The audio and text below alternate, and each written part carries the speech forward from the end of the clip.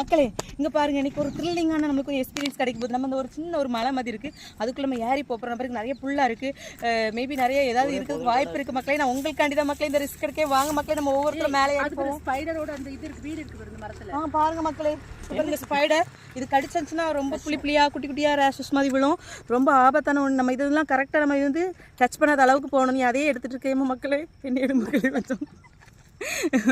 நம்ம பையன் ரொம்ப அலர்ட் கேமராமேன், இது என்ன அதே ஃபுல்லாக ஃபோக்கஸ் பண்ணுவான், என்னைய மறந்துடுவான் மக்களே. அதுக்கப்புறம் எனக்கு பாதி கண்ணு பாதி மூக்கு தான் இருக்கும்.